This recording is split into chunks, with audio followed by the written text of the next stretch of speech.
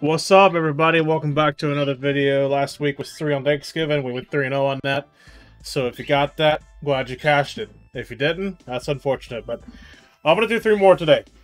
We're going to have 3 more picks. So first off, I'm going to start off with the Jets +3 at the Vikings. The Jets have a strong defense. They'll be able to pressure Kirk Cousins similar to what Dallas did, so they can kind of limit a little bit of offense. Also, you've got Sauce Gardner versus Justin Jefferson this game, so that's going to be a fantastic matchup to watch the entire game. So I just think that the Jets can do enough on offense with Mike White. The Vikings don't really pressure the quarterbacks very well. And Mike White just eats up non-blitz, non-pressure coverages. So there's a chance that the Jets come away with a win here, but I think it's safe to check New York Jets +3. That's just how I feel about it. All right, next up, I'm going to take Denver +9 at Baltimore. This has nothing to do with Lamar being, banged up a little bit. It's everything to do with they haven't covered a spread at home the entire season. They're 0-4-1, so they did push. I forget who they pushed against. I don't know. I don't remember who they pushed against, but they haven't covered a spread. Also, I know this Denver offense is terrible, but the defense is so good. I just don't see how you can cover 9.5 points to Baltimore. They let teams come back in games, no matter how good or bad they are. I just don't know how I like this matchup. I mean, let me go ahead and pull up the numbers real quick. So, we know Baltimore's a run-first team. They're averaging 4.4 yards a carry in the last 3 games. Denver's only getting 3.7. Sorry about that. So, I mean, Denver's on a decent streak with that.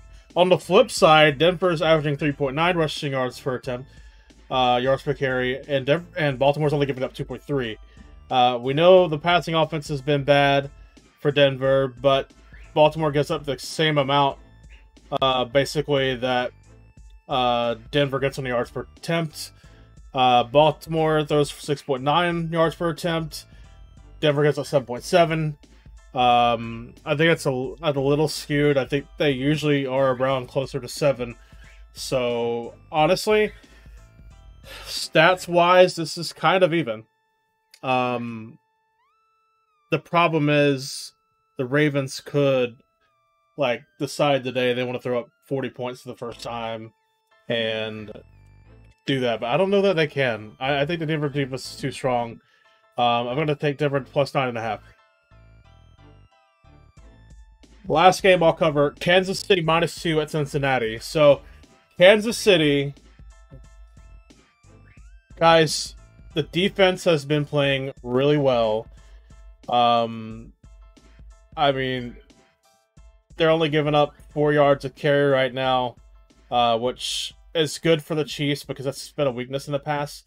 But they're also only giving up 6.1 yards per attempt on defense as well. So their defense has really risen up. And we know how the offense is. I mean, it's so good. Cincinnati's offense is really good too. I mean, these are probably 2 of the best offenses, if not the best offenses in the league. You can have Miami for an argument there. Who can you argue for the NFC? I don't know. The Eagles, obviously, but I was trying to think past that. I don't know. You've got 2 of the top 4 offenses here. The difference is, since these defense is not that great, I mean, DJ Reader being back means they're better against the rush than they have been. I mean, look last week what they did against Derrick Henry. Same thing that DJ Reader did in the playoffs against Derrick Henry last season.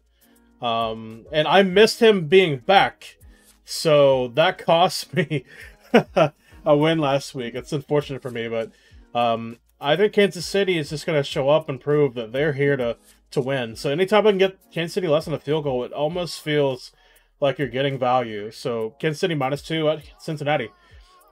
So those are my picks for this weekend. The 3 I'm putting out on YouTube. Let's see if we can go 3-0 again. That'd be sick if we do. Thank you so much, guys. Come back again next week. Have a great one.